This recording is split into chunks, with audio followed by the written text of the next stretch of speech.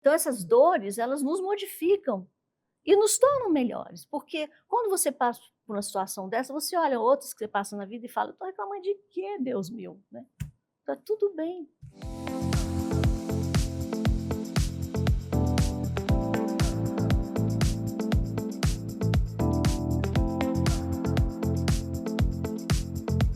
E antes de começar o episódio de hoje, eu quero apresentar e agradecer com muito carinho os nossos patrocinadores, que acreditaram nesse projeto desde o início e tornaram o consultório aberto ainda mais especial. A começar pela Cerrado Chic, uma loja que eu simplesmente amo.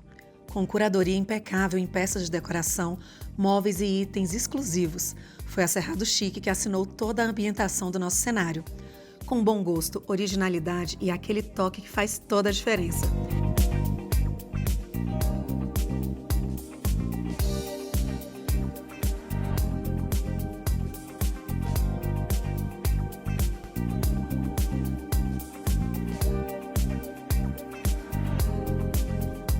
E para você que está nos acompanhando, tem 10% de desconto exclusivo na Cerrado Chic, para que você possa transformar os seus ambientes com elegância. O QR Code já está aqui e o link já está aqui na descrição. Hoje eu abro a porta do consultório para Fátima. Eu estava aqui chamando-a de Maria de Fátima, falou: Carol, não curto muito os nomes compostos, né? E ela está acostumada até profissionalmente com Fátima Andrade.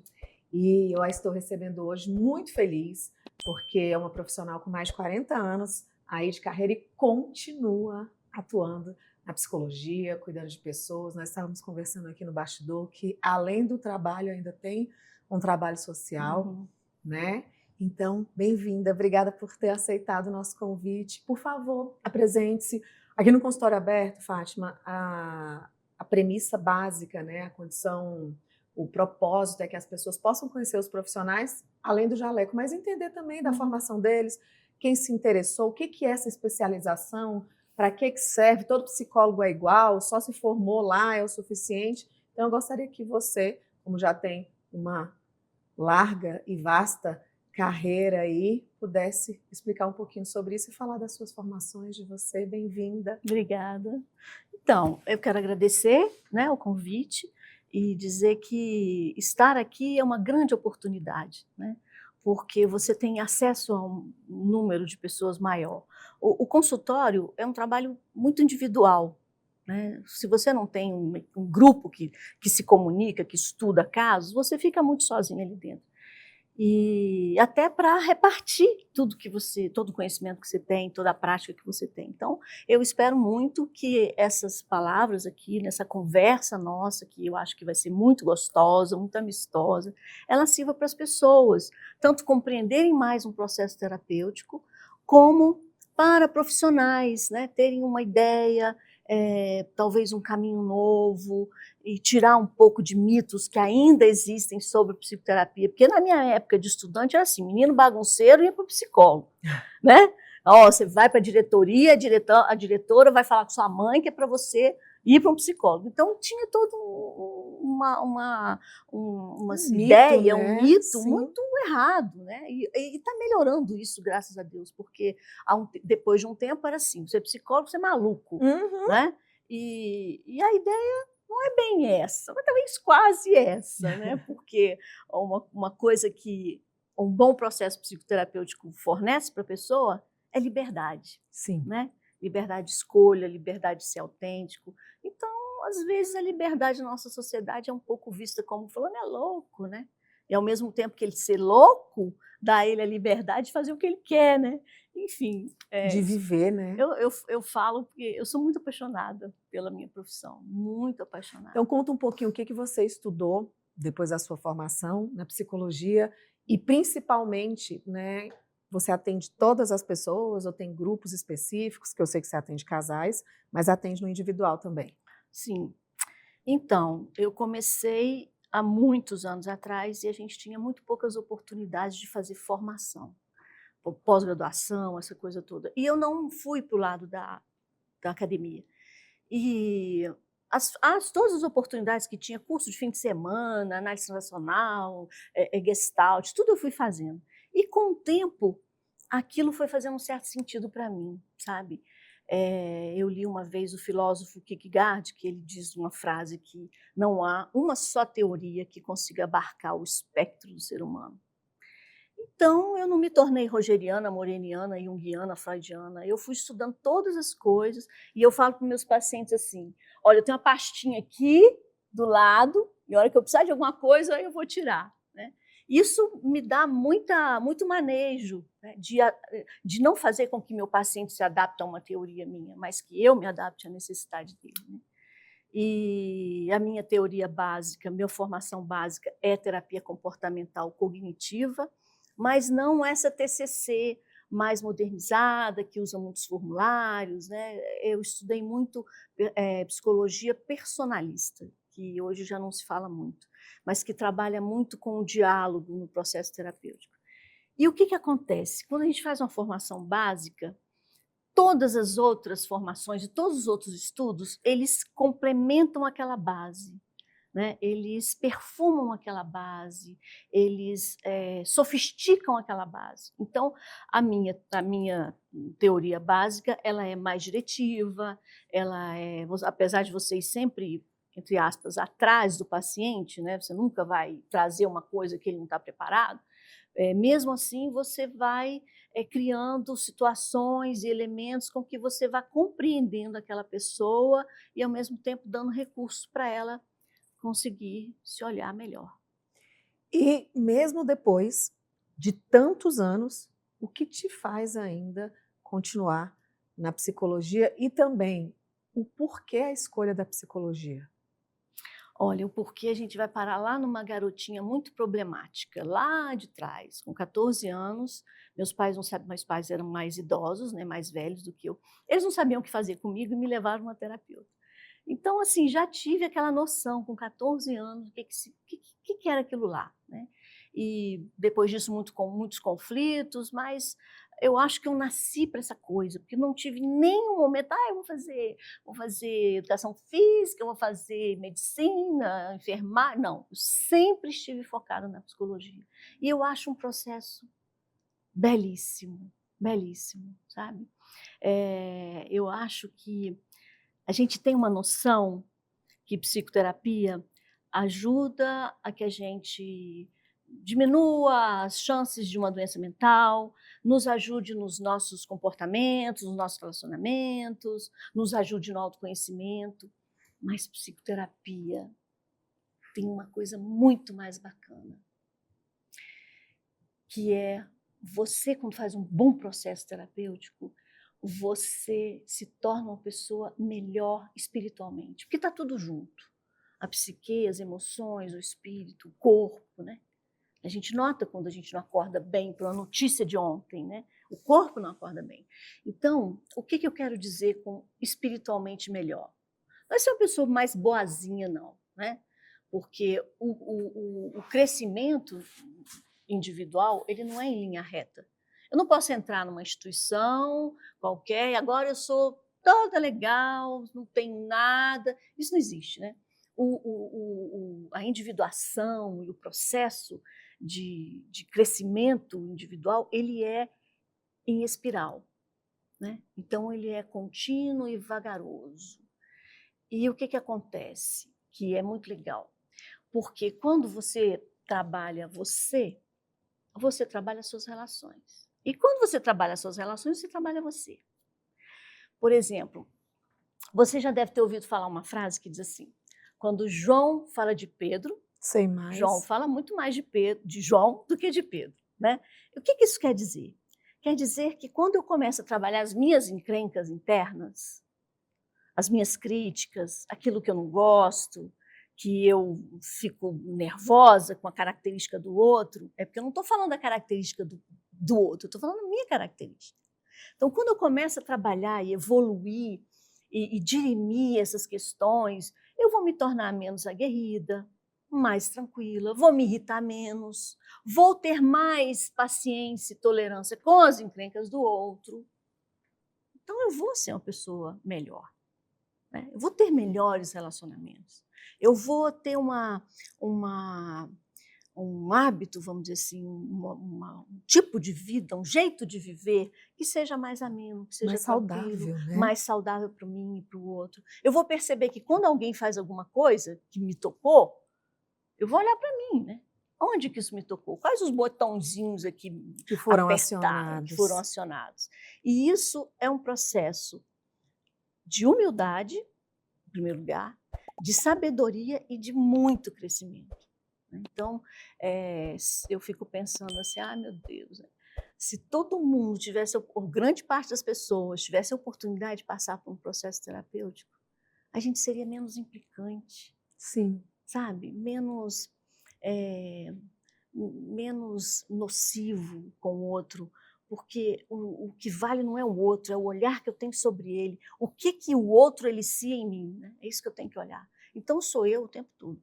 Uma coisa interessante que acontece, você perguntou, né, do meu trabalho com o casal, que acontece muito nos casais, é que tem a ver com isso. Num relacionamento de complementariedade, que cada um é de um jeito, né? Aí as pessoas, quando começam a se relacionar, porque fulano, ele é tão tranquilo, ele é passivo, ele é pacífico, ele é paciente, né? Aí pergunta para o cônjuge, e você, por que você se interessou por ela? Porque ela é agitada, ela é cheia de vida, ela é bacana. E passa um tempo, quando eles forem se separar, se separarem, vai ser assim. Por que você não gosta mais dele? Porque ele é um chato, ele não quer fazer nada, ele é desanimado, é um banana, né? E por que você não gosta mais dela? Porque essa mulher não para quieta. Controladora, se mete em Controladora, tudo, né? quer mandar em tudo. Exatamente. Então, o que acontece? Era para que ele aprendesse um pouco dela e ela aprendesse um pouco dele. Né? Se a gente deixasse os nossos orgulhos e as nossas bobagens de lado, a gente olhar e falar assim, poxa, eu não preciso ser tão quietão como ele. Mas eu posso ser um pouco mais pacífica, eu posso pensar antes de falar, eu posso tentar ser mais tranquila, mais calma. Eu tenho uma pessoa que tem aquilo que eu não tenho, que convive comigo todos os dias. Por que eu não vou aproveitar, né? E o contrário é a mesma coisa. Por que eu não posso aproveitar essa energia toda que essa pessoa tem? Então, é curioso que as pessoas se separam por aquilo que as atraíram, né? Mas porque falta esse olhar, aí elas entram em competição. Exato. E começam a pensar, não, eu ser agitada e cheia de energia é muito melhor do que você paradão aí. Ou seja, perde-se uma grande maravilha desse tipo de relacionamento, que são as trocas e o aprendizado. Faz todo sentido, concordo em gênero, número e grau com você. Tomara que você tenha conseguido aí uma técnica ou um olhar ou uma compaixão sobre esses casais para conseguir eliciar neles essa compreensão. Daqui a pouco você me fala dos resultados aí com seus casais e com seus grupos também, né? Fátima, você estudou desde a faculdade a constelações, ou seja, houve uma multiprática, multidisciplinaridade, né, multiferramentas. Como você consegue associar? É desse jeito da caixinha mesmo, e ali no momento você lança a sua habilidade, ou você criou de uma forma, claro que muito autêntica, sei lá, um formato diferente? Como é que todas essas ferramentas te ajudam no dia a dia, nos seus atendimentos? Isso não é um processo tão consciente, né? Então, assim, é o tal do segredo de liquidificador. Você vai, aprende aqui, aprende ali, cria muitos conhecimentos variados, junta isso tudo, que é o que a gente diz assim, vira sabedoria, né? Então, não tem muito, agora eu vou usar isso, agora eu vou usar aquilo. Eu acho que o último grande... eu trabalhei voluntariamente com dependência química, e mais ou menos junto eu fiz o primeiro curso de constelação familiar no Brasil, com os alemães. Era um curso Você fez difícil. com o Bert? Não, com o grupo? o Bert não vinha. Vinha o Gunther, vinha outros profissionais, que era do Instituto do Bert Hellinger. Porque agora já a coisa já disseminou, né? E já profissionais estão ensinando profissionais. Sim. Mas a gente fez o primeiro curso e eram pessoas do Brasil inteiro, cada módulo era num lugar diferente, você tinha que pagar em euro, em dinheiro, era caro, era tudo complicado demais. Mas, enfim, isso também foi uma técnica muito boa para mim, porque trouxe a ideia, né, da família, dos ancestrais, não só a família ali, o núcleo familiar, mas da influência que se tem, né? E que combina muito com a questão fenomenológica, energética, né? Sim. Assim, as coisas foram casando de um jeito na minha vida que foram muito bacanas, sabe? Então, quando você pergunta assim, da onde que vem, como é que eu lido com essa variedade toda, é um pouco intuitivo, né? Sim. Você sente uma situação, e outra coisa que eu acho muito importante, principalmente para os novos psicólogos, psicoterapeutas, a gente tem que compreender a pessoa, sabe? A gente tem que sacar quem é que está na minha frente, como é essa pessoa, que vai desde o nível de sensibilidade, que vai desde se é uma pessoa que necessita ser muito forte, se é uma pessoa que está sempre começando as coisas, se é uma pessoa que não sabe dizer não. Então, na hora que você compreende quem é o outro, você individualiza o outro e você pode, naturalmente, nessa questão intuitiva, perceber o que vai casar com o outro. Porque quem está ali é um indivíduo, né? Com características únicas, com características somente dele, que um serve para o outro, não serve para o outro. Então, tem pessoas que eu me sinto super à vontade de falar, olha, você está fazendo isso, olha, você já percebeu? Você está enfiando o dedo na tomada outra vez, você está repetindo. E tem pessoas que, para elas conseguirem escutar, né, você tem que levar tempo, ter mais tranquilidade. Isso é muito legal. Primeiro porque tem uma coisa, sabe, da onde tudo começa. Tudo começa de uma dor. Eu sempre falo que todo ser humano, jovem, adolescente, adulto, vai ter um grande drama na vida. Acho que a maioria, pelo menos todo mundo que eu conheço tem. Então, a psicoterapia surge da necessidade de sanar um pouco essa dor, né? De diminuir um pouco essas questões, que normalmente vêm por perdas, né? Luto, perda de emprego, perda de coisas significativas, né? Porque senão você vai levando a vida, você vai levando tranquilamente. E um que dizia que primeiro você tem que estruturar o seu ego para depois transcender. Então você vai levando as coisas, mas tem uma hora que você fala, não aguento mais ser desse jeito. Ou eu perdi alguma coisa sendo desse jeito, né? E isso aconteceu comigo na minha vida, que foi algo que foi muito fundamentalmente interessante para uma esquina que eu dei no meu trabalho. Né? 2006, eu tenho 3 filhos. Eu tenho 2 meninos, Vitor, André, Vitor e Helena, que é a caçula. Em 2000, amo esse nome. Helena. Helena, bonita, né? Ela também é linda. Todos 3, né? Mas a menina é uma coisinha, né?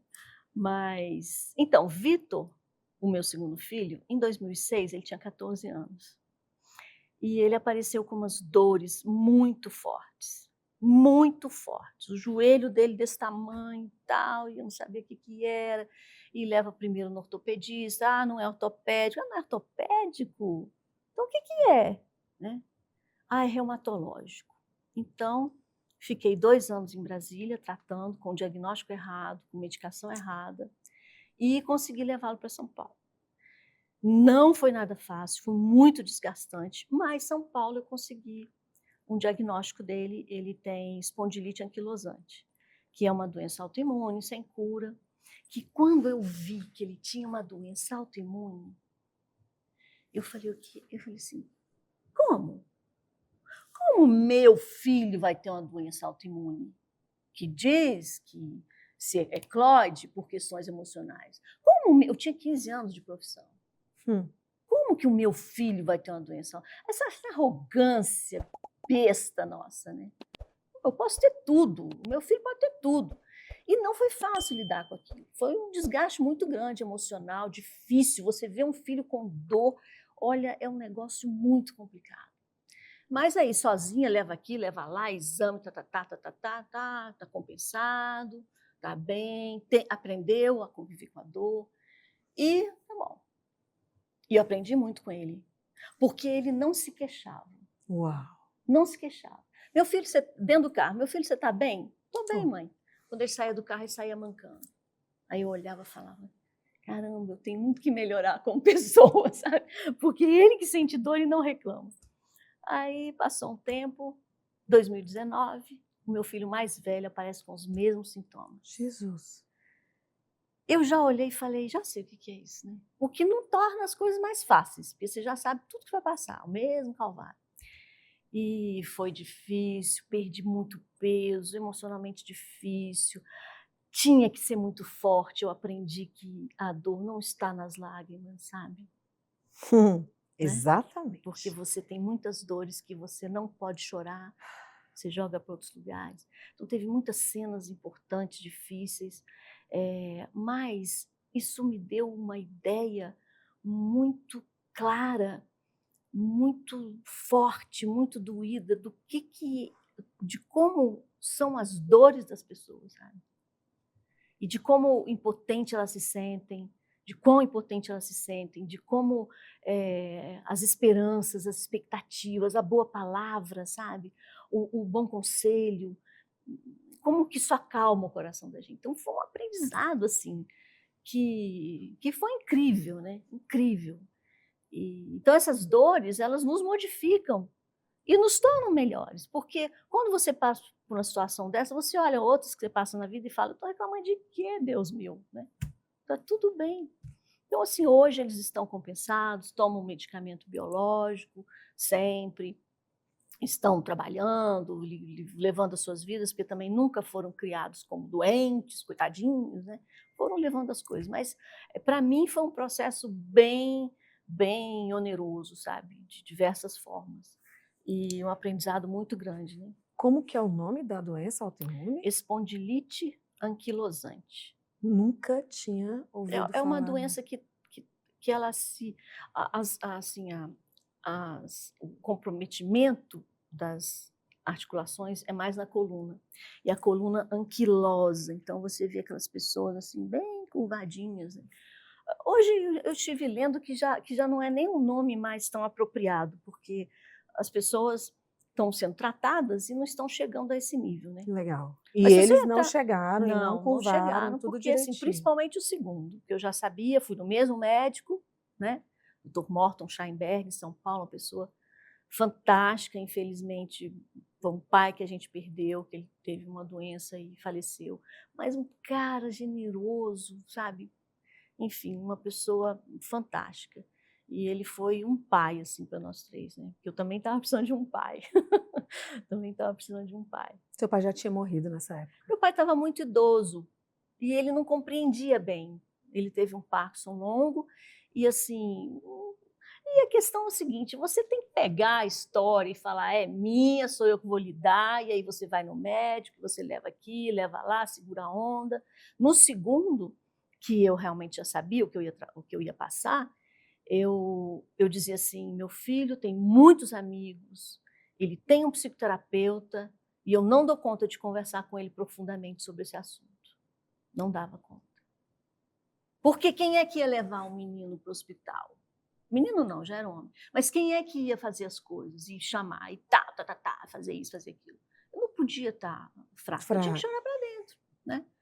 E chorei muitas vezes para dentro, mas você precisa manter a energia, né? E o outro percebe como você está. Porque se você estiver mal, aí ele fica pior ainda. Sim. Porque se essa pessoa está cuidando de mim e está mal desse jeito, né? Imagina. Imagina. Mas passou e eu acho que Deus também foi muito bom comigo, me deu umas dicas boas. Que bom, né? Falando em dicas boas, tem muita gente que não entende o que é o processo terapêutico. Tem gente, inclusive, que acha que vicia, não quero ficar, né, muito tempo. Por causa vai da dependência, ser dependência, vou precisar o tempo todo dela, né? Ainda há realmente muito preconceito por não entenderem o que é, como é, né? E como que você explica o real objetivo do processo terapêutico para que a pessoa compreenda? Bom, além disso que eu te falei, desse objetivo que me encanta, que é você se tornar uma pessoa realmente melhor, mais generosa, mais bacana, existe, que eu acho que é muito importante nesse caso que você está colocando, que são esses mitos que ainda tem. Né? Tem muita gente que chega no consultório, assim, primeiro assim, Muitos dizem, eu não preciso, eu estou ótimo, né, eu mesmo me arranjo. Por que alguém que não sabe quem eu sou, não me conhece, vai me ajudar? Né? Não se considera nem se alguém estudou, o que alguém já passou, quem é o alguém. Mas, então, esse é um mito. Outra coisa também, que eu acho que, inclusive, está muito relacionada até aos medicamentos, os ansiolíticos, os antidepressivos, que as pessoas falam, vou viciar. Uhum. Primeiro que essa não é a palavra adequada, né? Você vai se acostumar, vai ficar bem, depois você vai tirar. Sim. Né? Um processo terapêutico é isso. Acho que até uma certa... não, dependência não é uma palavra boa, mas uma certa entrega, né? Onde a pessoa confia em você e você vai lá e puxa com a mão e ela vem, né? Ela tem um empenho de vir, faz parte. Né? E depois disso a ideia é assim, tchau, vai andar autonomia, sozinho, né? você tem a sua capacidade hoje de escolha, que é muito difícil, que isso é uma das coisas que o processo psicoterapêutico dá, é a escolha autêntica, porque às vezes a gente acha que está escolhendo, não está nada. Quando você vai ver, minha mãe dizia isso, meu pai dizia aquilo, né? Não que os pais sejam culpados de nada, são maravilhosos, né? Mas nós viemos de um lar e existe uma coisa de causa e efeito, né? O que foi feito aqui e o que eu virei. Então a gente olha para o que foi feito aqui, que seria esse passado, esses relacionamentos com as nossas figuras parentais, para olhar e entender, né? Eu digo assim, não é ficar lá, sabe? Meu pai, tarará. Esse é um processo passado. Sim. E passado, eu sempre costumo falar assim, o passado é como uma luz de ré.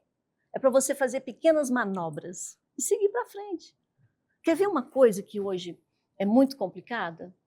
Principalmente nos jovens, porque os jovens têm muitos estímulos, né? Muita coisa, muitos cursos, muitas oportunidades, e tem as redes sociais que eles saem sacudindo aquela coisa, e cada hora é um assunto diferente. Mas existe um processo natural, processo de desenvolvimento humano. Né? E esse processo, junto com esse contexto atual de vida, ele às vezes, as coisas um pouco que se engatam, né? Porque o que acontece é que esses estímulos influenciam muito, mas o processo natural é de que eles precisam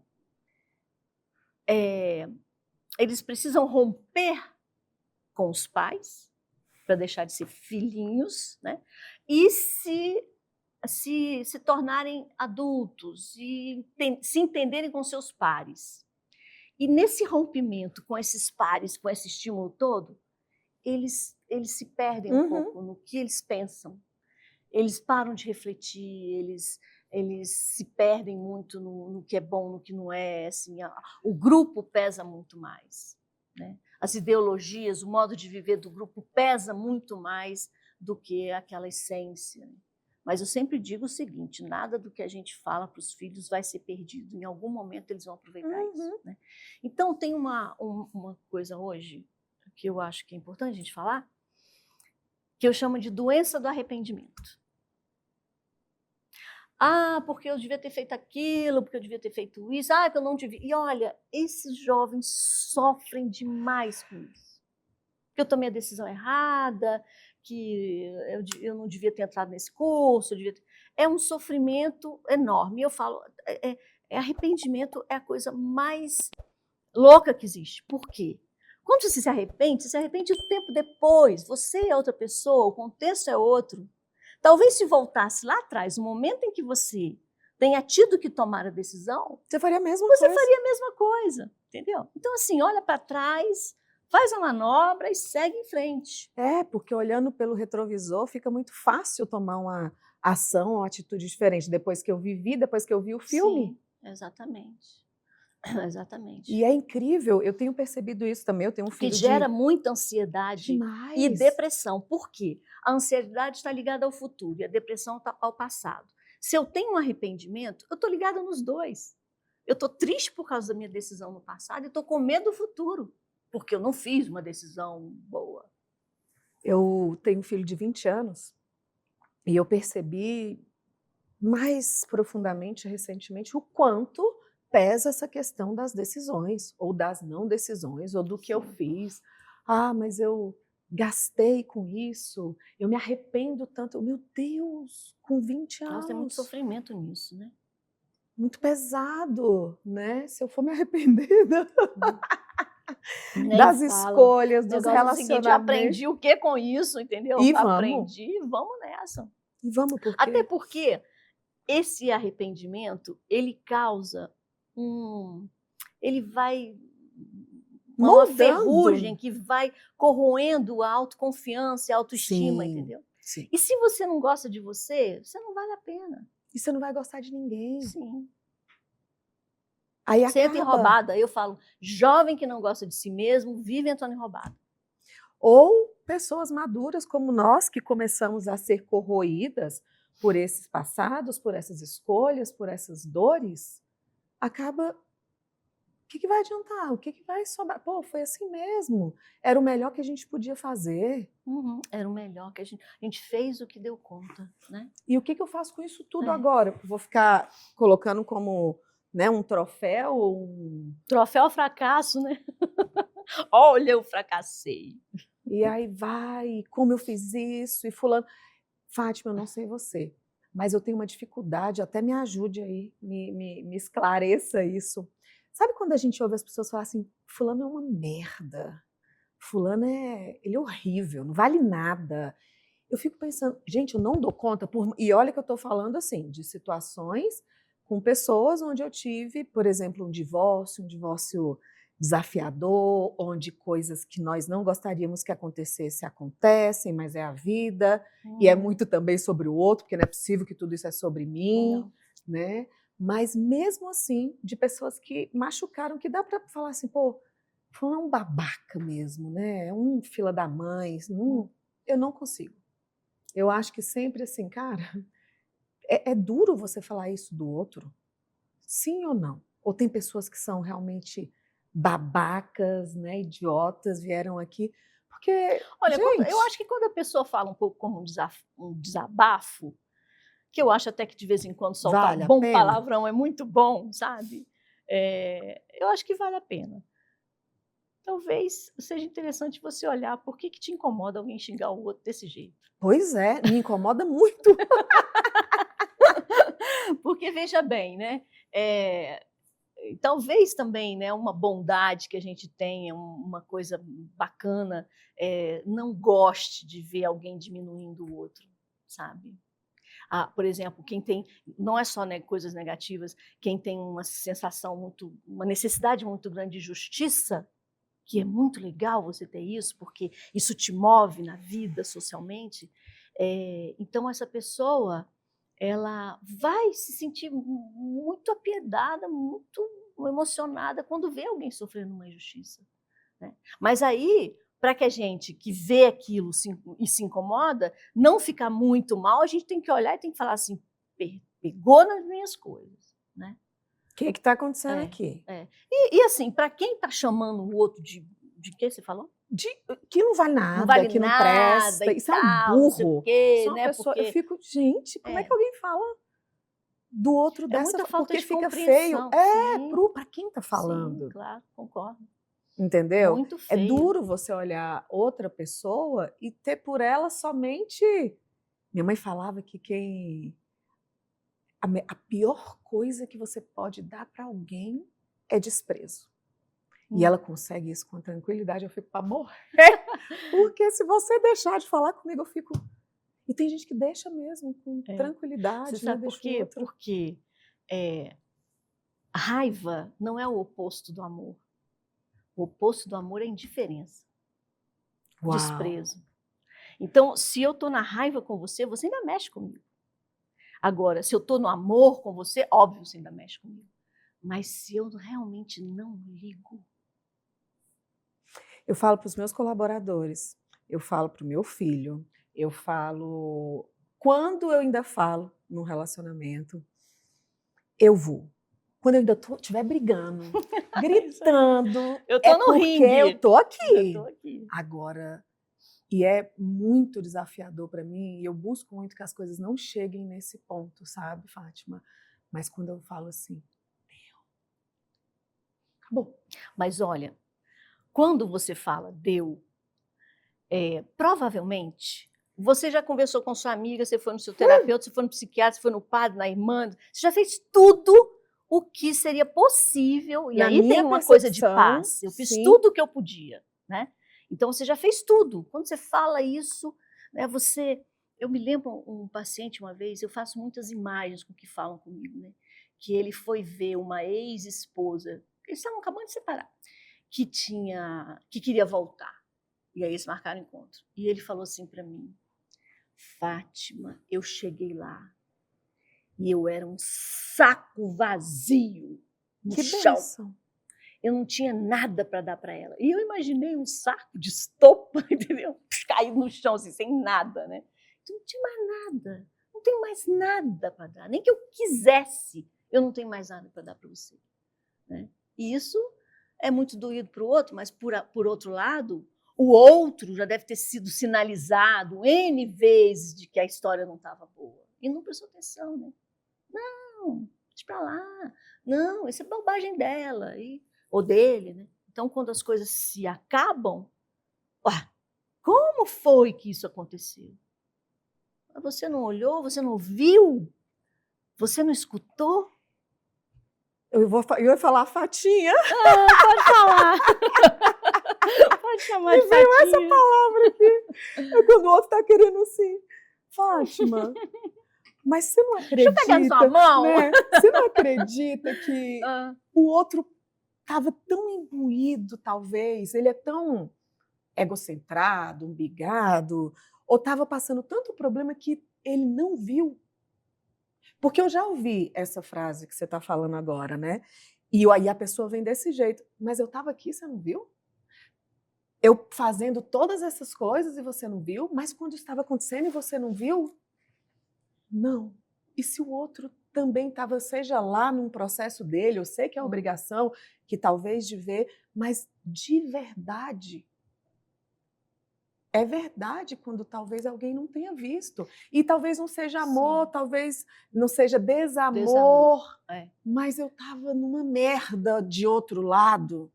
Eu tinha que ficar olhando para mim aquele tempo intensamente. Ou eu não sabia nem quem que eu era nesse momento, de tão ferrado que estava pro lado de cá também. Eu acho que se não foi de maldade, sabe? Se o outro não quis, tá perdoado. Mas não dá mais. Não tem mais nada para te dar. Sinto muito, né? Sinto muito que, inclusive, o seu problema, porque isso leva tempo, uma separação leva tempo, tem vários processos. Sinto muito que o seu momento difícil você não tenha conseguido me enxergar. Né? Então, nessa hora que um não precisa dizer que o outro é uma porcaria, que o outro não vale nada, não precisa ser cruel com ninguém, mas ser compreensivo e, ao mesmo tempo, não se perder das suas sensações naquele momento, que seriam, não tenho mais nada para te dar. Né? Talvez as coisas não precisassem entrar tanto em guerra, sabe? Porque... Eu já ia entrar no outro assunto, né? Porque, assim, rapidamente, os filhos sofrem muito mais nessas situações, né? Porque entra uma guerra e aí cada um quer puxar o aliado os filhos como aliados para cá, para lá. E, nossa, esse é o grande problema. Aí vira o samba do crioulo doido. Exatamente. Menina, eu falei essa brincadeira agora, na hora parece que a gente está agora com uma luzinha, né, que acende o tempo todo quando você fala qualquer palavra que pode ser mal interpretada. É outra coisa que eu acho assim, poxa, tá tão chato isso. A palavra é essa, tá chato. Cara, ninguém tem o tempo todo, né, a gente vive num... Eu mesma eu ouvia inúmeros ditados do meu pai era o do ditado, e minha mãe também, sabe? E é só muitas vezes, repetição de padrão, sem intenção de machucar, mas se a gente fica o tempo todo pisando em ovos até para falar, ai, que preguiça que tá dando isso. Porque ninguém vive o tempo todo pronto para desrespeitar alguém ou para falar alguma coisa para te machucar, e não é tudo sobre isso, gente. E sabe, eu acho que a vítima sempre ganha. Então, às vezes, é bom se fazer um pouco de vítima, sabe? Ganha, mas é completamente sem poder, né? Porque ela é vítima, então não tem poder de mudar nada.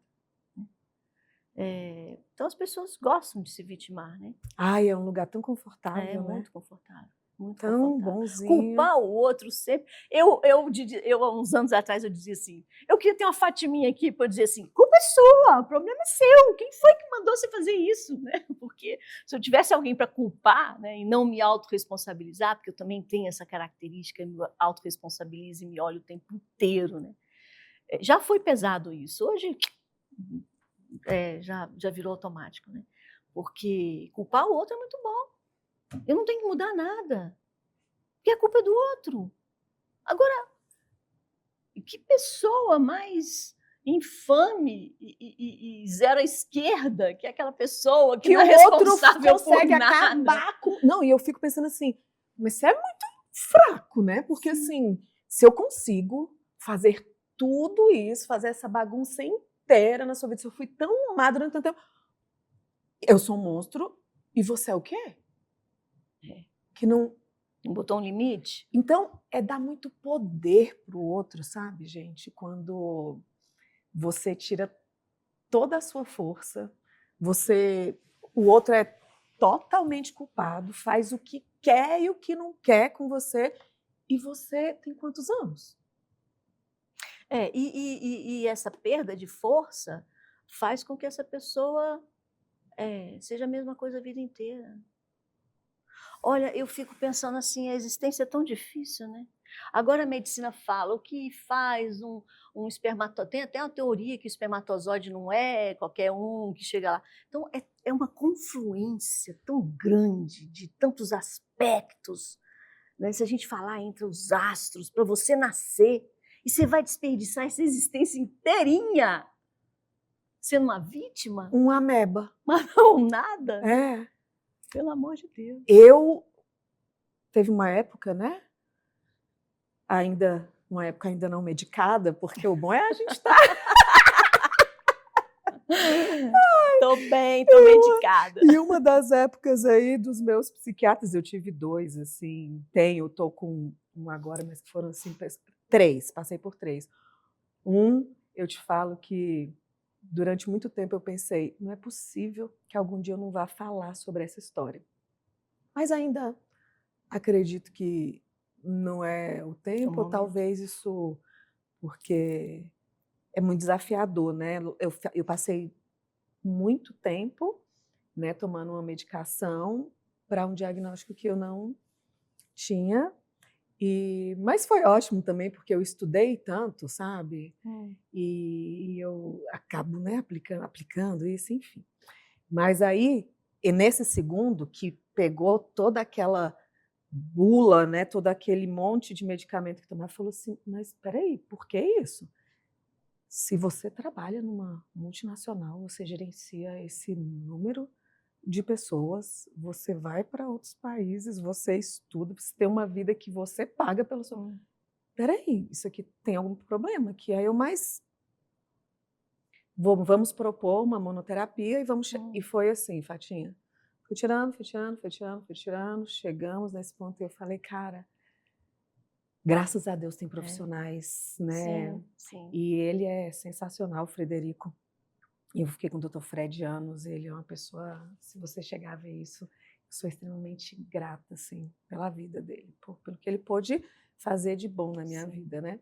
E eu sempre falava isso para ele, isso não é mais que uma obrigação, eu tô aqui para fazer isso. Eu falei, tá bom, então. Que bacana. Né? Tem gente que também tá ali para fazer isso. Mas aí você vê a obrigação dele que ele faz com atenção e amor. Sim. Então tem algo extra, né?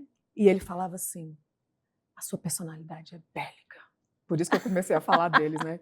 Então, assim, eu preferia... Hoje eu tô mais tranquila, né? Eu falo que, graças a Deus, o envelhecer, o amadurecer tem que trazer alguma coisa que deixa eu acalmar. Mas nunca você Hello Kitty, né? Sem boca.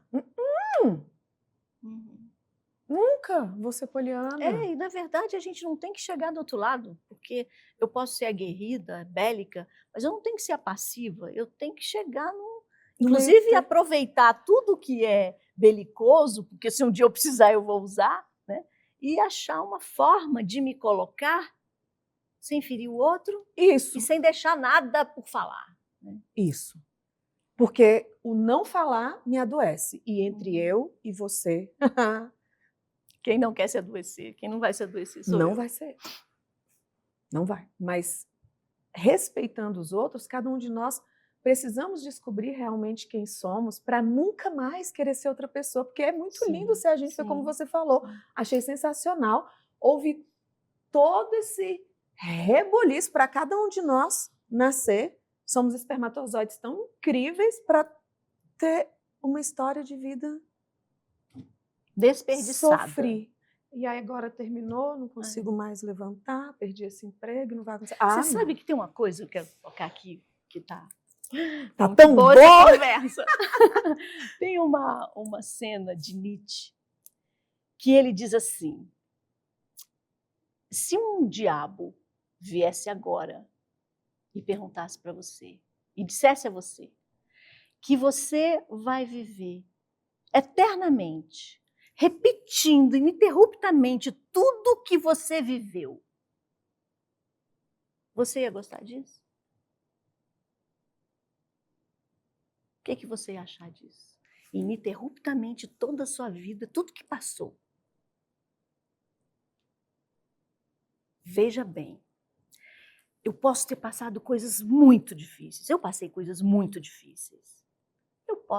Outra pessoa pode não ter passado coisas difíceis. Não é isso que dá a essa pessoa a resposta sim ou não. Sim. É o que ela fez com tudo aquilo. Eu, de cara, ia falar para o demônio: pode repetir quantas vezes você quiser. Sabe o que é tão engraçado isso? Porque eu também passei situações muito desafiadoras e eu sempre penso, mas eu ia ter tomado aquela decisão, eu não me arrependo. Durante muito tempo eu falei, eu não me arrependo de nada do que eu fiz. E teve um único ponto, né, que eu fico pensando, gente, tá na hora de eu parar de falar que eu não me arrependo do que eu fiz, que eu faria de novo, mas se eu tô aqui hoje com você, nesse programa, podendo falar que, poxa, a gente passa pelas coisas, você tem força, e quando você pensa que ela acabou, tá na hora certa de você olhar para Deus, que o fundo do poço ele tem mola, que bom, porque se chegou aí não tem mais para onde ir, vamos subir. Sim. E continuar dormindo à noite de verdade, botando sua cabeça no travesseiro, tendo sua reputação, porque as pessoas podem falar que isso não importa. Ah, importa, é muito bom ninguém poder sentar no seu rabo. Sim. E você levantar, sentar no primeiro lugar da igreja, se você quiser, ou no último, porque você não tem onde você nada, quiser. onde você quiser. Então, eu estou grata por estar aqui, pelo que eu estou vendo hoje. Minha mãe está aí viva, com saúde, as pessoas que eu amo. E tudo que você viveu trouxe você até aqui. Senão nem ia estar te ouvindo e ouvindo a história do seu pai, que é sensacional, que você vai ter que contar, de um marcar para contar essas histórias. Acho tão importante entender da nossa ancestralidade, sabe? Quantas pessoas a gente atende ou vê aí participando de processos que não sabe ou não viu quem é o avô, e as respostas vão sempre estar todas ali atrás. Ligadas. Né? Deixa eu voltar para cá, porque senão E eu sabia que a nossa entrevista ia ser assim. Que bom. Gente... Agora só um minutinho. Vai. Essa pergunta do Nietzsche, pergunta do Nietzsche, ela não só, né, faz com que a gente reflita sobre o que viveu valeu, mas como ela diz para você, e se daqui a 20 anos esse demônio viesse? Então você tem de agora até 20 anos. Para mudar. Ah, você vai querer ser ameba? E dizer assim, nossa, me perguntaram isso 20 anos atrás e eu continuei essa ameba.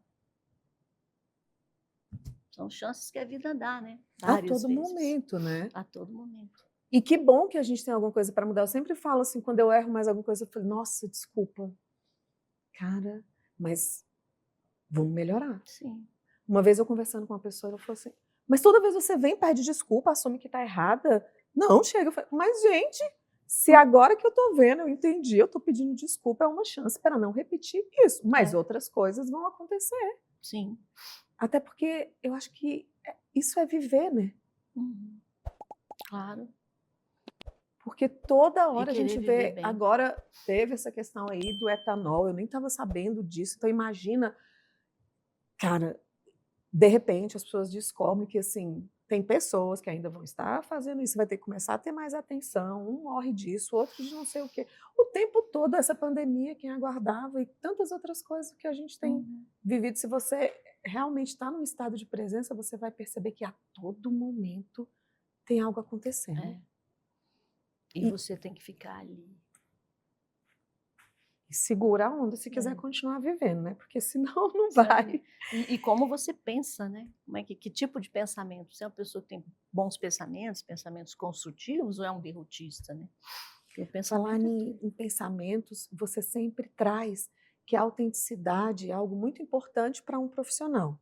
Como manter essa autenticidade trabalhando com algo que é o inconsciente, né, a vida das pessoas, e também trabalhando tanto com o outro? Como é que você consegue ter essa autenticidade na sua vida enquanto profissional? Olha, eu acho que autenticidade é você ser quem você é. E não ter vergonha disso, e derrubar muitos dogmas, né, que a gente construiu de que você tem que se vestir assim, assado, você tem que ser dessa forma, de outra forma e tal. Porque nós temos fantasias, né? Fantasias, roupa e tudo, você vai em certos lugares, você tem que estar vestido de uma roupa e tal. Então, e não é isso que diz quem você é. Mas, no início da vida da gente, profissional e tudo, a gente tem uma série de necessidades e compromissos com o outro, com como o outro vai me ver. Mas olha só, se eu estou bem, se eu estou legal, se eu tenho autoconfiança, se eu sou eu mesma, por que eu vou me preocupar se o outro vai gostar de mim ou não? Porque se eu sou eu mesma, eu sou eu mesma. Né? Então, o trabalho, quando você consegue essa autenticidade pessoal, você invisivelmente dá ao outro a licença que ele seja também autêntico na vida dele. Você pode ser você mesma. Então, assim, se eu assento na minha cadeira com a perna para cima, se eu, sabe, às vezes falo um palavrão no meio da sessão, entendeu? Nossa, acabou de cair uma ficha tão importante aqui. Estou amando minha sessão. Ou minha entrevista, gente. É isso, né? Quando a gente implica tanto com o outro, sem deixar que o outro seja, né, quem ele quer, é porque talvez você não está sendo quem você é. Eu não tenho a liberdade de ser quem eu sou e vou estar o tempo todo querendo colocar também as pessoas em caixas, né? É isso? Sim, por aí. Então, assim, eu acho que uma coisa que é muito boa para mim hoje, e sempre foi, na verdade, é que as pessoas se sentem muito à vontade no meu consultório, sabe? Já de cara. Então, assim, tenho dogmas, não tenho... você pode ser o que você quiser. Você pode chorar 3 horas aqui porque sua unha quebrou. Que eu vou compreender que sua unha ter quebrado foi uma pior coisa que aconteceu com você nos últimos tempos, entendeu? Então, assim, amar o ser humano, sabe? É respeitar, é aceitar que as pessoas são diferentes, né? Se silenciar quando você não tiver nada de bom para falar, não falar nada, né? E um segredo também que é o cerne também da psicoterapia, porque você não tem como mudar a emoção direta. Fique feliz hoje, você não tem como mudar. Você vai mudando o comportamento e como a pessoa pensa, né? Então, trazer um raciocínio positivo de que as coisas vão ficar bem, de que você tem talento e tem habilidades para resolver as coisas, isso é uma verdade, não estou mentindo, não. Só que a pessoa não enxerga, né? Sim, e vem alguém que precisa. É isso que eu falo, se alguém me perguntasse o que eu te perguntei, né? Como, por que você continua trilhando esse caminho? Explique o que é um processo terapêutico. Número 1, só pode ser um terapeuta, um psicoterapeuta, um psicólogo, alguém que ama pessoas. E identifique o que é amar para você, o que é amar para o outro, o que é amar para mim. Porque como você vai se sentar de frente com alguém, igual um filho quando ele vem chorando, né, para a gente, ai, eu apanhei, né? Você quer pegar, né, falar, calma, é isso, sem julgamento, sim. Mas você não lutou tão bem? Mas eu já tinha te treinado para isso? Para de chorar, que bobagem. Para de chorar agora. Então eu acredito que assim, a terapia primeiro ela começa escolha. E esse é o objetivo aqui do consultório aberto, que você escolha um profissional, que você se conecte com ele.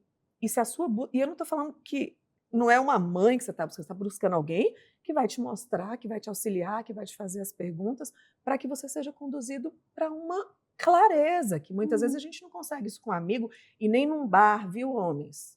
Façam terapia, sejam melhores para as suas esposas, para os seus filhos, né? Aprender a ouvir, né? Escutar. Homens bonzinhos, façam isso. Né? Então, eu acredito que é isso.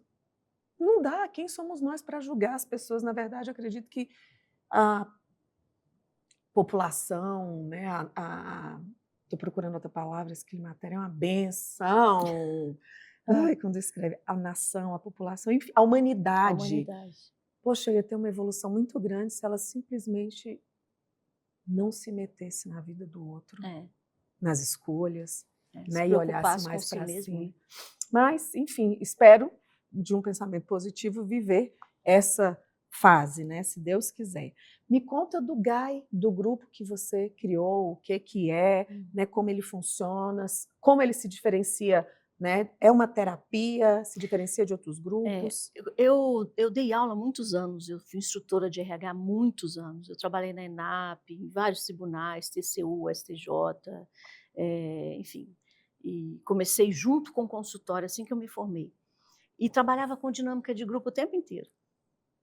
E aí eu conheci um trabalho chamado Grupo Residencial de duas psicólogas maravilhosas, a Tereza Gaioso e a Eliane Almeida. E são pessoas, nossa, sou muito grata, as duas. Principalmente a Tereza Gaioso, que foi fantástica, eu tive um contato mais próximo com ela. E o que acontece? Elas criaram esse grupo, que era um grupo de terapia, só que não é um grupo como a maioria deles, onde sentam as pessoas, quem quer falar hoje? Eu, e todo mundo fala, não. É um grupo sistematizado, né? Você tem as fases, você tem os exercícios, você tem os livros para ler, você tem as reflexões, você tem as partilhas, tudo arrumadinho. E isso me fez colocar neste grupo, que eu peguei a estrutura delas, mas isso me fez colocar neste grupo os filmes que eu usava nos treinamentos de RH, as dinâmicas que eu gostava mais. Então, assim, nossa, foi um trabalho muito redondinho, muito legal. Então, é um grupo fechado, porque já que tem uma sequência, não dá para entrar em qualquer momento. E é muito bom, é uma faxina, né? Você tem um caderno que você vai conseguir ali ter todas as suas características. Então, ele tem umas fases. Ele tem a fase de autoconhecimento, aí ele tem a fase de uma desestruturação, que não é uma desestruturação da personalidade, ninguém vai ficar louco lá, mas você desmonta aquela estrutura, depois você remonta a estrutura e depois você vai para os projetos de vida, né, onde você quer chegar. É bem bacana. E funciona quando é que ele é aberto? De vez em quando ele é aberto. Agora eu estou com um outro projeto e já tem um tempo que eu não abro nenhum grupo, mas eu trabalhei muito com ele desde 2000. Uau! E o GAI é desse Gaioso? Não. GAI é Grupo de Aprofundamento Integral, que é o nome que eu criei. Legal. A Tereza Gaioso, que é uma psicoterapeuta, foi coincidência, eu nunca tinha pensado nisso. Talvez o meu GAI tenha sido uma homenagem a Tereza Gaioso inconsciente. Então, muito a Tereza Gaioso era uma já falecida, muito querida, de muita gente em Brasília. Ela criou esse grupo, esse tipo de trabalho com a Eliane, e que é um trabalho que não tem uma teoria só, não tem uma técnica só. E dura, em média, quanto tempo? Olha, se for tudo andar direitinho, 2 anos, o que é pouco tempo. Mas, como não anda direitinho, porque são pessoas, né? Demoram mais, às vezes partilhas são mais longas. Quando eu falo pessoas, não tem crítica nisso, sim, diferenças, né? Partilhas mais longas, grupos mais afetuosos, porque o grupo cria uma identidade. Grupos mais afetuosos são mais lentos, grupos racionais são mais rápidos. Então, mas existe isso já tudo montadinho, né? Eu montei do início até o final com todas as fases e todos os exercícios. E aí é uma vez por semana? Uma vez por semana. Uma vez por semana. Uau! Muito. De quanto tempo? Depende, 3, 4 horas. Se o grupo for à noite, são 3 horas. Eu já trabalhei com um grupo aos sábados, que eram 4 horas. Caramba. Dependendo do volume de pessoas, É. né, para as pessoas Mas é participarem. muito dinâmico, sabe? Muito Imagino. dinâmico. E o Seminário Deusas? Sou apaixonada, né? É um trabalho muito feminino, muito bacana, que trabalha com os arquétipos. Na verdade, esse seminário, quem me inspirou e me ajudou foi o Roger Wilger, que era um psicólogo junguiano inglês, que veio no Brasil para trabalhar com terapia de vidas passadas, ou terapia... hoje eles têm um outro nome. Enfim. E esse trabalho, ele usa o arquétipo das deusas. Tá belíssimo, né? Porque você vai descobrir qual é a sua deusa. Você tem a mãe, que é Deméter, você tem a sensual do amor, que é a Vênus, né? Você tem a filha, que é a Core, que é a Perséfone, que é a bruxa, né? Que seria o arquétipo da bruxa, da taróloga, né? Você tem a sábia guerreira, que é a Atenas, você tem a deusa das plantas, né, e da ecologia, que é a Ártemis. Então você vai vendo quais são os aspectos de cada deusa. E o bacana é que você começa a perceber a sua deusa ferida. Então, uma dica aqui, por exemplo, se você teve uma mãe, que a maioria das nossas mães, né, você é mais nova do que eu, mas talvez não tenha tido tanta diferença. As nossas mães falavam: fica quieto, menino, que seu pai está dormindo. Então, elas eram, a deusa Hera, né? Elas eram Heras. A deusa Hera é a esposa de Zeus. Então, ela não interessa filho. Ela mata os amantes de Zeus, os filhos de Zeus, ela vai uma vez ao ano a uma fonte para se tornar virgem. A vida dela é Zeus. Então, ela está ligando para filho. Então, quando você é filha de uma Hera, a sua tendência é fazer o contrário, porque você sofreu como filha. Então, a sua tendência é dar mais atenção aos seus filhos do que ao seu marido. Por isso a gente vê tantas mulheres desqualificando os homens e cobrindo os filhos de super amor, né? Ou seja, isso é muito legal, você descobrir a sua deusa ferida e desenvolver essa deusa, porque o ideal, assim, o objetivo que a gente quer alcançar nesse trabalho é integrar todas elas.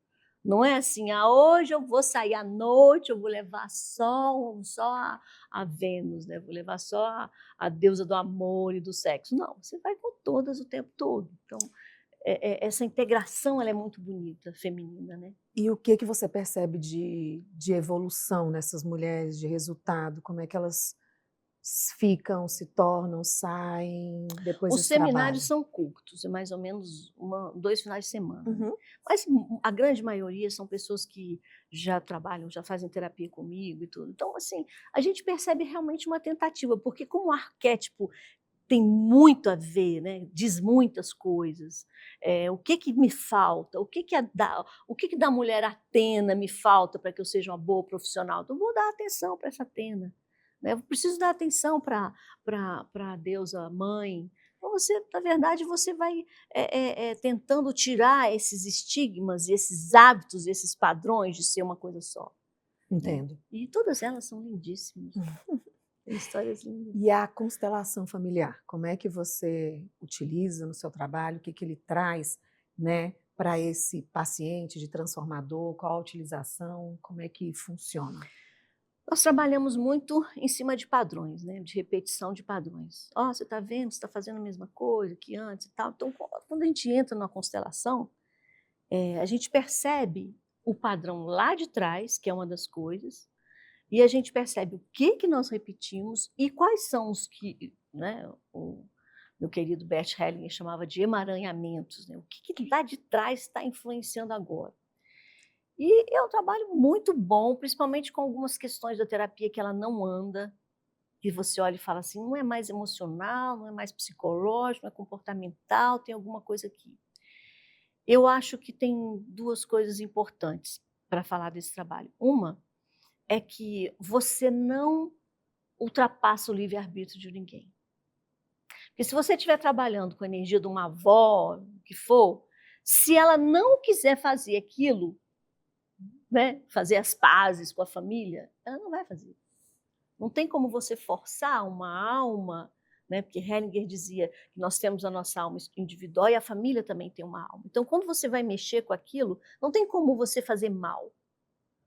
Porque se aquela energia daquela alma, daquela pessoa, daquele integrante familiar não quiser, não topar a história, você não faz. E a outra coisa que eu acho muito interessante é que hoje, né, tem a constelação nas questões familiares, organizacionais, mas quando você faz com uma pessoa que compreende, um psicólogo, um psicoterapeuta que compreende as relações, você tem mais ganhos. Primeiro que você tem um ganho fenomenológico, que a história muda, é como se você pegasse lá um arquivo, bota no computador, você tira outro arquivo, um pendrive, né? Então muda, as coisas mudam. Pessoas que sumiam começaram a aparecer, entendeu? Tem muitos exemplos disso na minha história de trabalho. E, ao mesmo tempo, você ali mostra as relações, porque o pai fica longe de você e fica perto da filha, então você tem uma compreensão psicológica familiar.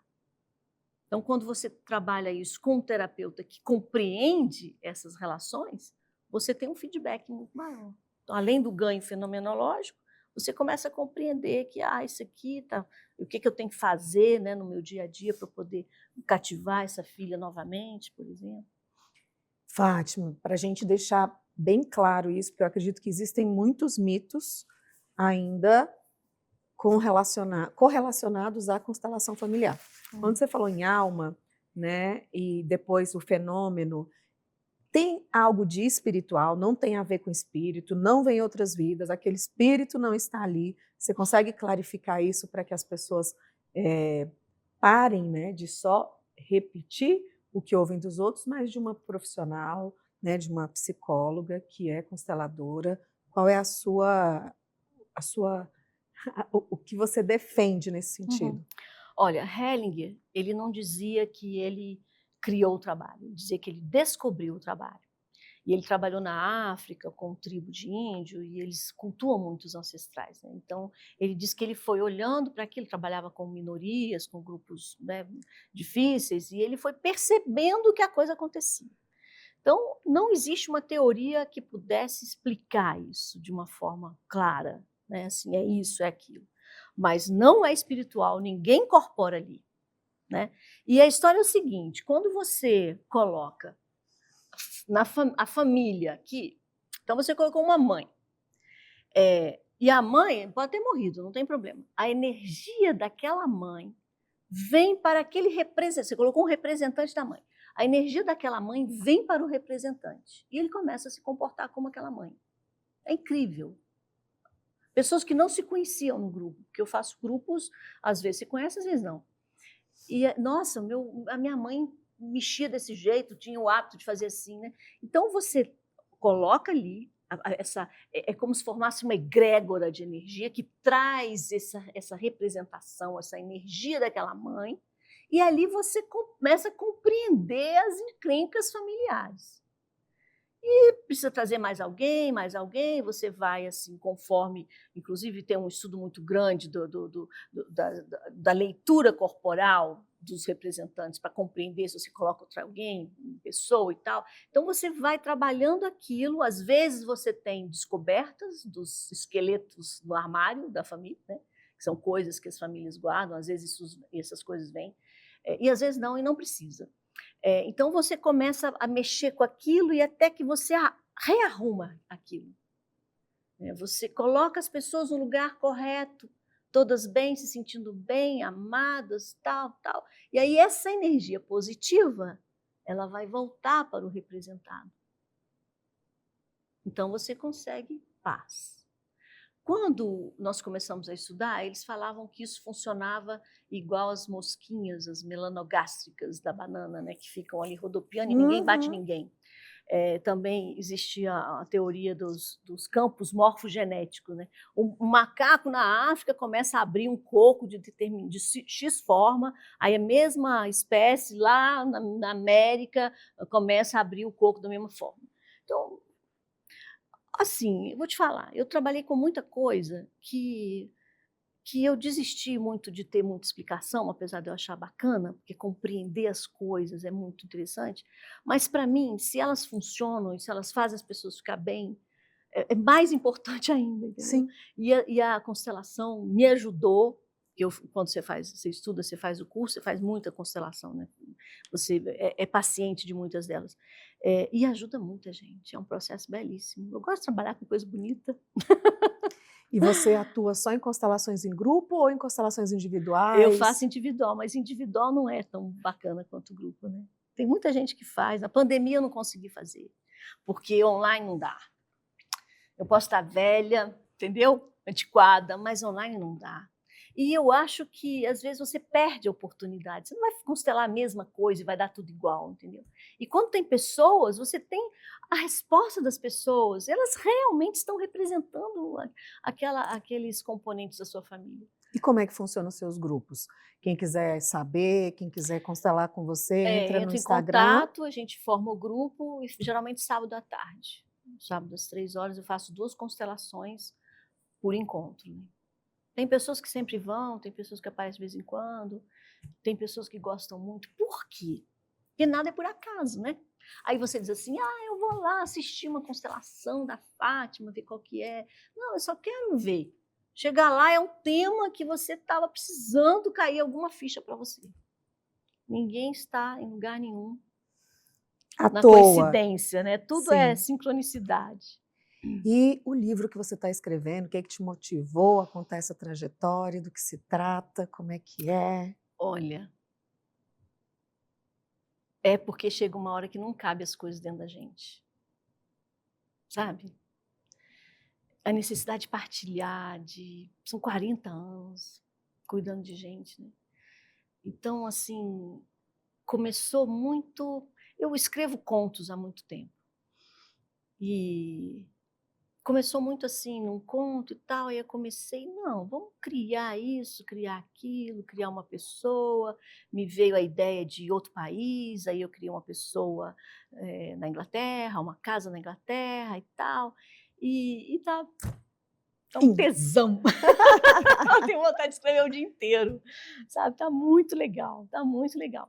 Então, é a história de uma moça, mais ou menos 35 anos e tal, e ela começa a ter necessidade na vida dela de procurar Respostas. as respostas. Ela teve uma série de distorções que ela criou em relação à família e ela vai procurar isso aí. Então, o que acontece? Tem situações que acontecem com todo mundo, né? Psicológicas, com todo mundo, e tem também uma série de processos psicoterapêuticos que ela vai passando e a gente vai compreendendo, né? Enfim, é muito, muito bom. E tem algumas inspirações, né? Como eu estou te falando, que são legais. Porque eu tô em outro momento, não quero mais curso. Hoje eu assisto um filme que eu falo, nossa senhora, esse filme. Aí, sabe, parece um caça-níquel, 1000 fichas caindo. E eu fui esse ano para a Turquia. E fui com meus filhos. Então tem sempre alguma coisa que nos toca, né? Eu fui na Hagia Sofia. Hagia Sofia, né, a Santa Sofia é uma mesquita enorme em Istambul, que foi construída lá atrás pelos romanos e tudo mais, né? Então tem até umas fotografias interessantes aí. E aí, na época do Império Otomano, que é uma série legal demais para vocês assistirem, que é o Império Otomano, está na Netflix, é uma série documental. Otomano. Otomano. Então, os otomanos invadiram, era Constantinopla, Istambul chamava Constantinopla, invadiram lá de um jeito muito legal, e quando a gente vai, tem um museu da Hagia Sofia, e no museu eles contam essa história.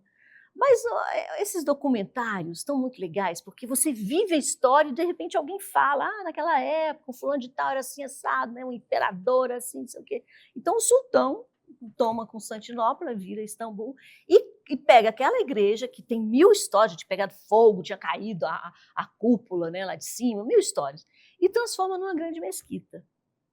E é gigante.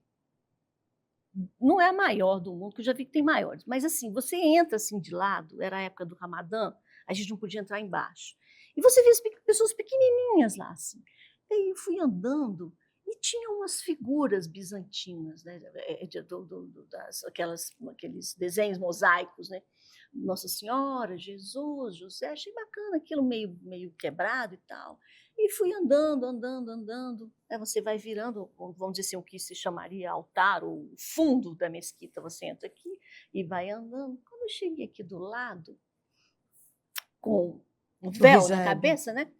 Aí um rapazinho lá que trabalhava lá apontou para minha cabeça que o véu tinha caído e tal, né? Aquelas coisas que você está acostumado a usar, né? Aí eu fui virando assim para ir embora, ele me chamou e apontou para cima. Quando eu olhei assim no fundo, então estava aqui, né, no fundo da rádio. Quando eu olhei, tinha Maria com Jesus no colo. Coisa mais linda. E assim, um pano sobrepondo, porque não tem nada a ver com o Islã nem com a mesquita Maria, né? Eles acreditam em Jesus como um profeta, mas ali não era para estar aquilo. Mas eu falei, eu fiquei tão emocionada que eu falei, é um ser humano, né? Ele preserva o que é do outro, né? Eles não tamparam, não encostaram o pano, eles deixaram o pano sobreposto. Você só nota quando você começa a olhar e diz, nossa, que coisa mais linda.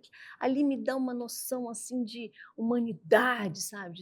Temos religiões diferentes, mas somos todos iguais, né? Então essas inspirações assim que eu tenho vivido muito agora, como você falou, eu voltei do Marrocos. Marrocos também tem umas coisas maravilhosas, né? Muitos sentidos. Eles têm lá os riades, né? O significado de um riad, tem fotos aqui também. O significado de um riad é um jardim interno. O jardim interno. Aí você está na sua casa fazendo um jardim, como é que ele chama aquilo? E de inverno. Jardim de inverno, né? Mas não é bem assim. O jardim lá tem que ter plantas, flores de preferência, porque iluminam os olhos, tem que ter água e tem que ter uma laranjeira. Por que a laranjeira? Porque a laranjeira é uma árvore que solta muito odor. Então, eles juntam as sensações. Você enxergar um jardim bonito, você ouvir uma água caindo e você sentir o cheiro, sabe? Então, assim, coisa bonita, né? Que coisa pensada, que coisa elaborada. Sim. Né? Como é que você imaginar meditar num lugar desse, sentindo um cheiro de... E eu adoro o perfume Nero Leone, eu sempre gostei muito.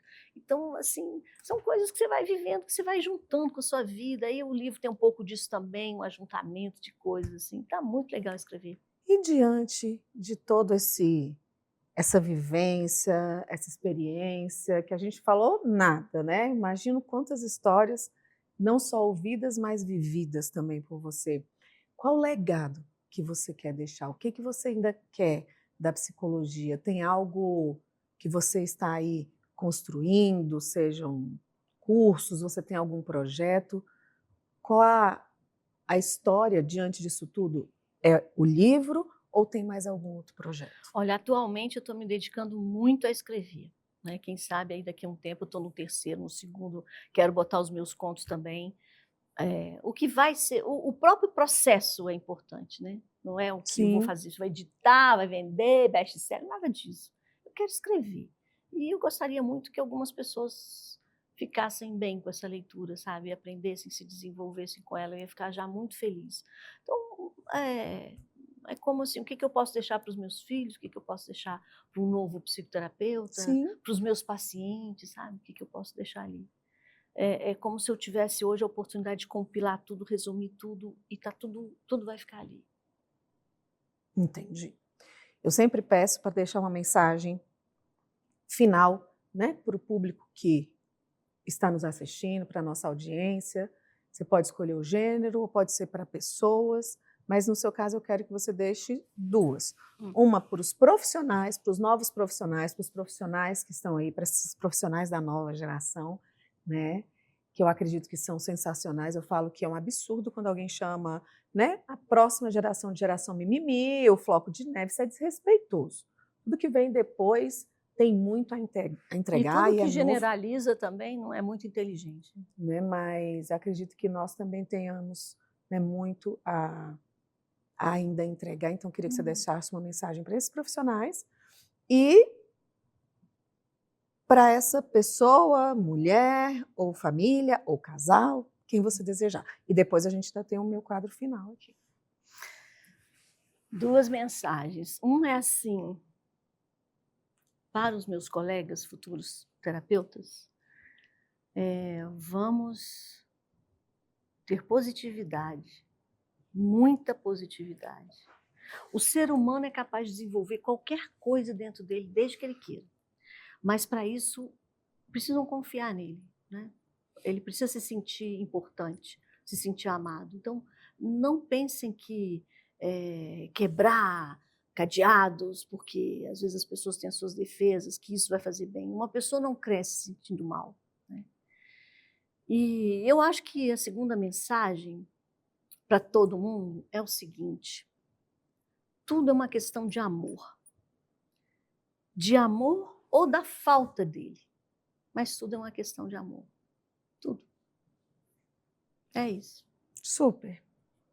E para quem vai ser a outra mensagem? Para o casal? Não pode ser essa para todo mundo, Ah, não. essa é válida para os dois? Então tá. Às vezes as pessoas não estão bem porque tá faltando amor, né? E então vamos deixar uma para essas mulheres que estão aí hoje vivendo esse climatério, muitas delas estão vivendo essas mudanças emocionais, né, que ainda não se tocaram quanto isso mexe realmente com a gente, e muitas delas vivem essa situação sozinha, não compartilham com os cônjuges, é um momento em que vários divórcios acontecem. Acredito que para essas são uma mensagem, é a falta ou não do amor próprio, que seja, de se cuidar, mas o que você tem a dizer, terapeuticamente falando, para essas mulheres nesse período? Olha, nós aprendemos que muito, né? Tínhamos que ser fortes, autônomas, independentes, liberadas, mas pedir ajuda e falar do que nós sentimos, né? Como nos sentimos, é a forma que a gente tem de compactuar com o outro e conseguir que o outro dê a mão para que a gente saia dos nossas crises emocionais de uma forma mais saudável. Então, peçam ajuda sempre. Não fiquem sozinhas. Sim, sim, sim. Olha, eu vou lá para o seu consultório, a gente vai ter que se encontrar em um grupo, a gente Tomar um quero, cafezinho aí. né, e conversar. E agora eu quero fazer o meu quadro, né, final, que é o Na Ponta da Língua, onde eu falo uma palavra e você traz uma frase, uma palavra, o que lhe vier à cabeça, sendo que é papuf, ok? Ok. Psicoterapia. A saída para uma vida mais saudável. Autoconhecimento. Fundamental para tomar decisões. Sombra. A sombra, pura energia. Constelações familiares. O amor colocado no lugar certo. Grupo terapêutico. A partilha e a conclusão de que não estamos sozinhos. Emoção. Básica, natural, todo mundo tem. Cura. Cura é um processo interno, solitário e sem desculpas. Escrita. Escrita, desabafo, registro, que aquilo não vai se perder. Alma. Alma, tudo que Deus nos deu para caminhar com o nosso corpo pelo mundo. Amor. Ele está pegando pesado, hein? Amor é o que move, né? É o que nos move, é o que a gente às vezes esquece, mas é aquilo que nos move. Que bom que ele continue te movendo, porque é perceptível o quanto ele te move, quando você está aí viva, cheia de energia, e escrevendo, continue, e que só o fato de você viver dessa forma, com tanta vontade de viver, inspire a mais pessoas. E saiba que a mim já inspirou, E eu quero estar assim. Eu falo que ontem eu estava num atendimento, nas mentorias ou outros trabalhos que eu acabo realizando, e eu falei que eu posso morrer hoje. Eu estava trabalhando, era à noite já, que eu estou fazendo o que eu gosto de fazer. Que bom. Né? Tá aqui agora é muito gostoso. Então, pode ser um sábado, pode ser um outro dia. Eu acho que a gente está na vida assim, satisfeito. Claro que é uma utopia 24 horas, mas até na busca, levantando das dores, eu continuei fazendo, ainda acreditando que é aquilo ali. E é muito bom ver, né? A gente tem aí uma diferença. Eu estou com 46. 62. 62. Não sou muito boa de conta, mas essa é a diferença que a gente tem. E que eu chegue, sabe, aos 52, aos 62, com essa energia aos 72, porque eu acredito plenamente que com essas oportunidades de conhecimento que nós tivemos, que você está tendo, com mudanças importantes, simples, a nossa não apenas expectativa de vida, mas qualidade de vida pode melhorar muito. Então, vou aí até os 100, 100 e pouco, se Deus quiser, espero poder tomar muitos cafés e falar sobre pessoas. Deixa eu fazer uma outra. Por favor. Assim, é difícil, né, a gente parar de falar naquele tempo que você ama, mas alegria. Quando você está alegre, é sinal que você está no lugar certo. E você está triste, você está andando contra a corrente, você está tentando entrar em porta que está fechada para você. Então, a alegria é uma coisa que um sentimento, uma emoção básica que tem que ir atrás. E, ao mesmo tempo, ela nos diz que a gente está bem. Que bom. E durante muito tempo, uma das coisas que eu questionava, engraçado você usar essa última fala. Engraçado não, né? É o sistema. Sim, com certeza. E eu falava assim, tinha uma época que eu não estava entendendo, tinha uma coisa que eu falava, gente, só queria ser alegre de novo, quer rir gostoso, quer poder estar confortável sendo quem você é. E eu gostava, eu tinha muito tempo, que eu passei um tempo tão sem alegria. E é muito bom estar alegre, né? É motivador. E não é utópico, não é o tempo todo, mas é muito gostoso. E realmente é intencional. Ou a gente busca, né? E acredito que é importantíssimo também perceber os ambientes onde as portas estão fechadas, ou a cara das pessoas estão fechadas, ou o coração, ou seja o que for. E se esse ambiente te drenar, saia. Ou tire, né? Dependendo de quem for a casa, mude. Nem que seja, né, de quarto, de rua, de caminho. Obrigada de coração. Obrigada Parabéns você, pela sua querida, trajetória, foi por muito bom. continuar escolhendo pessoas. É muito amor, minha irmã. Foi muito gostosa essa conversa. Nossa, que bom, muito fico feliz. gostosa. E que tenha sido tão gostoso para vocês também. E como sempre, aqui na descrição vai estar como encontrar a Fátima, saber sobre os grupos, comecem a pedir para ela lá, para que eles possam acontecer. E quem sabe a gente se encontra em alguns desses cursos. E desde já eu fecho a porta do Consultório Aberto e até o próximo Consultório Aberto. Obrigada. Obrigada.